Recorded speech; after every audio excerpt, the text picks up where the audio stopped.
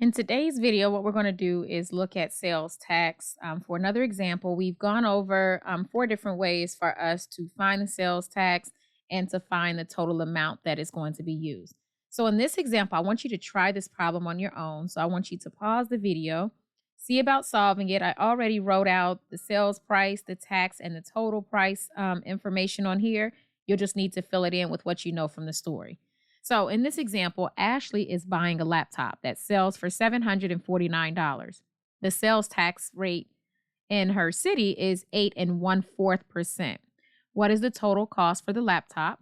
We want to round our answer to the nearest cent and use any strategy. So you have four strategies that you can use so far to find the answer for this one. So pause the video, solve it, and then resume it or replay it once you figure out the answer.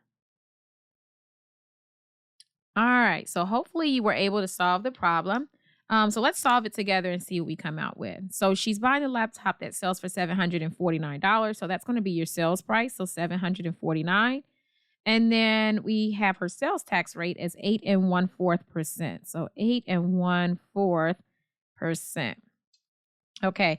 And then we want to find out what her total price is going to be. So we're going to call this T as our total price is. So we know that when we're looking for a sales price, we need the dollar amount for the sales price. So I'll put sale price.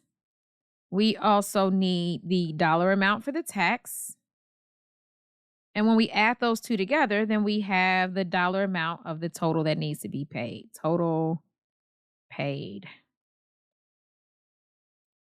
All right, so those are the three things that you need in order for you to find out how much it will cost. Now, first thing I'm going to do is let me convert my tax into something. I see that it's a fraction in here. So there's a couple ways, remember, that we can convert a fraction. I'm going to show you the ABC, and then I'll show you my preferred method. So 8 ABC, 1 ABC, 4. Okay, hit the second button and then hit back, and that converts it into your decimal equivalent.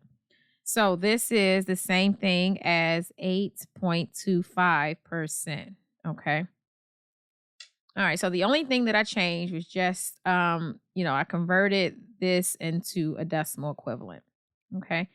And another way that we could do it is when we look at 8.14, hopefully we understand that what this means is this is your whole number and this is your partial number, the fraction. Okay. With that being said, we should understand that when we're looking at a number, the number to the left is your whole numbers, and the numbers to your right is the partial number. So looking at that, I see that I have 8 wholes, so that's 8, and then I have 1/4. Okay. So for me, I either use division or logic. Okay. When I think about 1/4, I think about quarters. Okay. So how many quarters does it make for us to get 100 pennies or $1? There's 4, right? So each time that I see a fourth, I count by 25. So this right here lets me know that this is going to be 25. Okay. So that's one way that we could do it. Another way that we can do it is I know that this is one whole. I just need to figure out what the partial amount is equivalent to. So remember, when we look at a fraction, you're actually looking at division. So you can just plug in 1 divided by 4. Okay. And then you get 0.25. Now notice that it has the 0 at the front because we were only talking about the partial amount, right? So it's only going to give you the information that goes here on the partial side. You need to know that because we saw the 8 here, that goes in your whole side.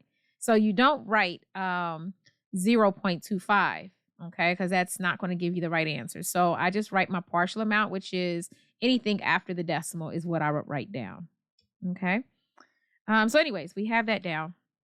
So now let's go into solving for this problem. So we have, let's try method 1. Okay. We'll call this 1A. Okay. So from now on, what I'm going to do is you'll hear me say method 1, A, B, or C. And when you hear me say A, B, or C, I'm talking about the swing method because we're talking about ratio reasoning. So all of these are ratio reasoning ways of solving. So we're going to talk about the swing method. If you hear me say A, if you hear me say B, then we're talking about cross multiply. And if you hear me talking about C, then that means we're talking about the fish method. Okay. So those are the three that we'll have here. So for this one, I'm going to do the swing method, which is 1A. And to make it so that it's easier, you understand what I'm doing, I will put the name up here as well. So this is the swing method. Okay. Under ratio reasoning. And I'll just abbreviate ratio reasoning. Okay. All right. So let's see what we have. What type of ratios do we have? We have a part to whole comparison, right? And on one side, we're going to talk about our numbers. And on the other side, we're going to talk about our percentages. And what do we know from the story? We know that the whole amount is $749.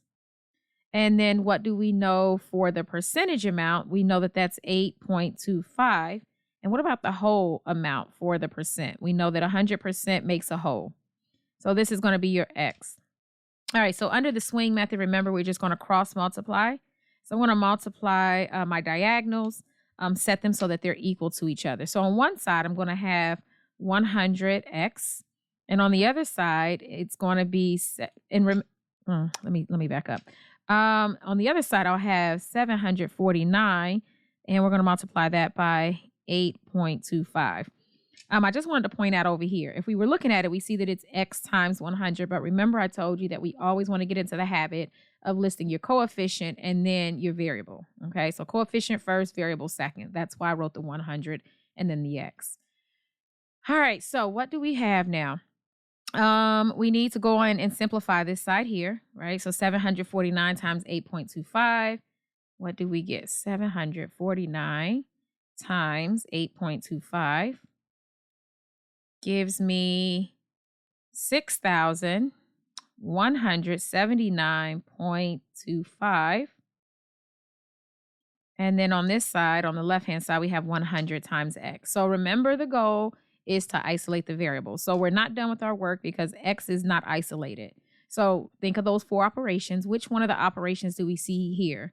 When we see the number next to the variable, that means that we're multiplying. So in order to undo the multiplication, you'll need to use its inverse operation, which is division. And remember, what you do on one side, you have to do on the other as well, okay? Because we got to keep them equal. All right, so 100 divided by 100 gives me 1, right? 1 what? 1x. There's no need for me to put the 1 in front of the x. And then I'm going to go over here, and I can use what I know about my base 10, or I can use my calculator. I know that I'm dividing, which means I'm making this number smaller. And I see 2 zeros. So I'm going to move my decimal 1 place, 2 places. So it's going to be 61.7925. Okay. And if you did not trust me, you can go on and plug that in. So we have the 6,179 divided by 25. I'm sorry, 0.25. And we're going to divide that by 100 and see it's the same thing that we have here. So hopefully that's a shortcut that works for you. So what is it saying? This is our tax amount. But remember, when we pay, we only go out to the cents. So when we talk about cents, we only go out to the 100th place. Okay, so 2 places after the decimal. So in that case, then this would be X is equal to 61.7.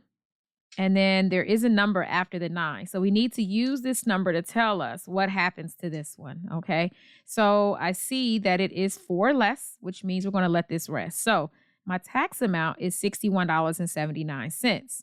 Now, to find out the total price, remember, you need to use that formula that we had here. Take the sell price plus the sell price and the dollar amount of the tax, and then we're going to add those together for us to get the total paid. So the dollar amount of the sell price is $749, plus we're paying $61.79 for the tax. And then that is equal to, how much are we paying altogether? So let's figure that out. So 749 plus 61.79 gives me $810.79. Okay, so that was using method 1A, the swing method. In the next video, I'll show you how to do it using method 4. Method 2, which is going to be properties of operation.